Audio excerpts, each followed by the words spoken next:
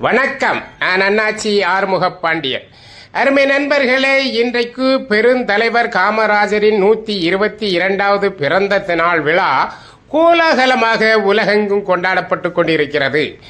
அந்த வகையில் மும்பை தாராவி பகுதியில் அமைந்திருக்கின்ற பெருந்தலைவர் காமராஜர் உயர்நிலைப் பள்ளி வளாகத்தில் இருக்கின்ற பெருந்தலைவர் காமராஜர் சிலைக்கு மகாராஷ்டிரா மாநில நாடார் சங்கம் சார்பாக தச்சரமார நாடார் சங்கத்தின் மும்பை கிளை துணை சேர்மன் திரு மகேந்திரன் ராமராஜா நாடார் அவர்கள் தலைமையில் நிர்வாகிகள் ஒன்றிணைந்து ஆளுயர மாலை அணிவித்து மகிழ்ந்தார்கள். அது மட்டுமல்ல, இவர்கள் மட்டுமல்ல, மும்பையிலே நூற்றுக்கணக்கான சங்கங்கள் அமைப்புகள் இருக்கின்றன. அத்தனை அமைப்புகளும் அவர்கள் நிர்வாகிகளோடு வந்து வரிசையில் நின்று பெருந்தலைவர் காமராஜருக்கு மாலை அணிவித்து மகிழ்ந்து கொண்டாடினார்கள். மும்பையிலே நடக்கின்ற விழாக்களிலே மிகப்பெரிய விழா எது என்று சொன்னால் அது காமராஜர் பிறந்த நாள்தான். அந்த நாளில்தான் முன்கூட்டியே ஏற்பாடுகளை செய்து பெரிய பெரிய மாலைகளை கட்டி வந்து பெருந்தலைவர் காமராஜருக்கு அணிவித்து மகிழ்விப்பதில்தான் அவர்களுக்கு என்ன மகிழ்ச்சி, என்ன சந்தோஷம். ஒரு குடும்பத்தில் இருக்கின்ற ஒருவருக்கு மாலை அணிவித்து மகிழ்விப்பதை போல பெருந்தலைவர் காமராஜருக்கு மாலை அணிவித்து மகிழ்கின்றார்கள். இது இன்று நேற்று அல்ல. பெருந்தலைவர் என்றைக்கு நம்முடைய வெற்றி சென்றாரோ அன்றிலிருந்து அவருடைய பிறந்த நாளை மிக மிக கோலாகலமாக மும்பையிலே கொண்டாடுகின்றார்கள். அதை கொண்டாடுகின்ற விதத்திலே மும்பையிலே மிக பிரம்மாண்டமான இந்த சிலை அமைந்திருக்கிறது.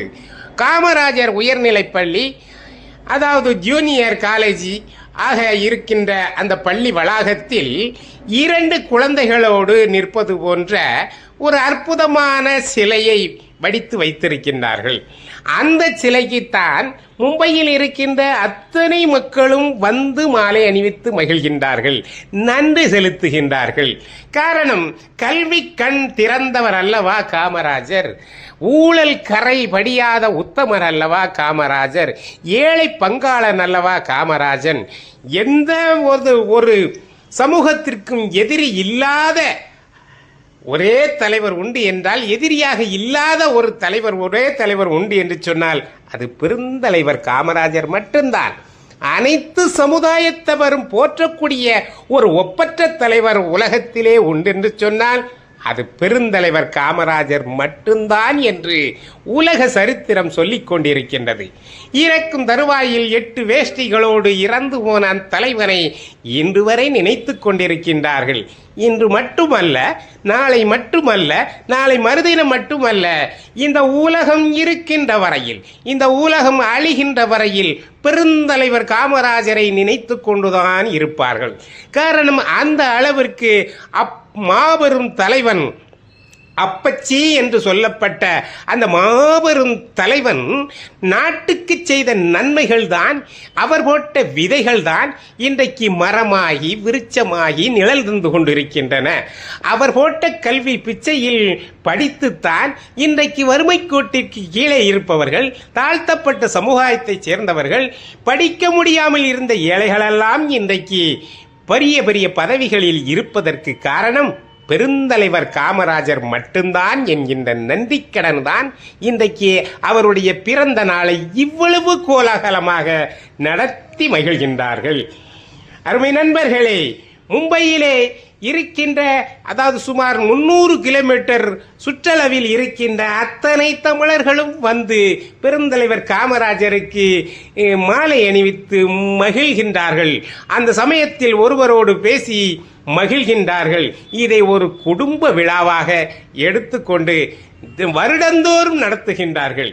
வருடந்தோறும் வரிசையாக நிற்கின்றார்கள். காலை 9 மணி முதல் மாலை 6 மணி வரைக்கு மாலை அணிப்பதற்கு வரிசையாக நிற்கின்றார்கள். வெடிகளை போட்டு மகிழ்கின்றார்கள். அடாது மழை பெய்து கொண்டிருக்கிறது இங்கே.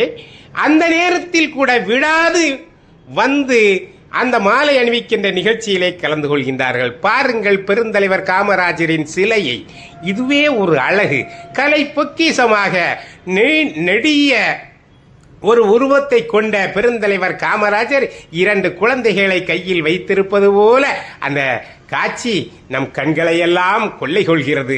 அருமை நண்பர்களே, அதற்குத்தான் எல்லா நிர்வாகிகளும், எல்லா அமைப்பு நிர்வாகிகளும் வந்து கலந்து கொள்கின்றார்கள். எல்லோரையும் நம்மால் படம் எடுக்க முடியவில்லை. முடிந்தவரை நாம் சென்ற நேரத்தில் மகாராஷ்டிரா மாநில நாடார் சங்க நிர்வாகிகள் மாலை அணிவித்துக் கொண்டிருந்தார்கள். அதைத்தான் நாம் படம் எடுத்தோம். அதைத்தான் உங்கள் முன்னே கொண்டு வந்து நிறுத்தி இருக்கின்றோம். நீங்களும் பார்த்து மகிழுங்கள். பெருந்தலைவர் காமராஜருக்கு நன்றி சொல்லுங்கள். இந்த உலகத்திலே ஒப்பற்ற ஒரே தலைவனாக இருந்து கொண்டிருக்கின்ற அவரை நினைத்து நினைத்து மகிழுங்கள். மீண்டும் ஒரு காமராஜர் வர வேண்டும் என்று நினைத்துக் கொள்ளுங்கள். நன்றி, வணக்கம். அருமை நண்பர்களே, பெருந்தலைவர் காமராஜர் பிறந்த நாளன்று மகாராஷ்டிரா மாநில நாடார் சங்கத்தின் பொதுச் செயலாளர் திரு ரமேஷ்குமார் நாடார் அவர்கள் பிறந்த நாள். பெருந்தலைவர் காமராஜர் பிறந்த நாளில் பிறந்த ரமேஷ்குமார் நாடார் அவர்களுக்கு மகாராஷ்டிரா மாநில நாடார் சங்க நிர்வாகிகள் அந்த சால்வை அணிவித்து அவருக்கு வாழ்த்து தெரிவிக்கின்ற அற்புத காட்சியும் இன்றைக்கு அந்த காமராஜரின் சிலைக்கு கீழே நடந்தது.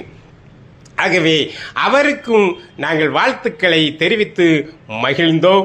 நீங்களும் அந்த ஒப்பற்ற, அதாவது ஒரு நல்ல குணம் கொண்ட, ஒரு பொது சேவையோடு ஒரு நல்ல பிறருக்கு உதவுகின்ற மனப்பான்மை கொண்ட சமூக சேவராக விளங்குகின்ற திரு ரமேஷ்குமார் அவர்களுக்கு சால்வை அணிவித்து மரியாதை செலுத்துவது ஒன்றும் பெரிய விஷயம் அல்ல.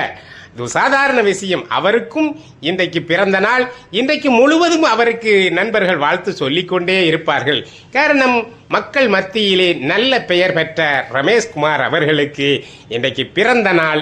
அதை அந்த காமராஜர் சிலைக்கு கீழே நின்று அவருக்கு வாழ்த்துவதில் அத்தனை கோடி மகிழ்ச்சி, அத்தனை கோடி மகிழ்ச்சி.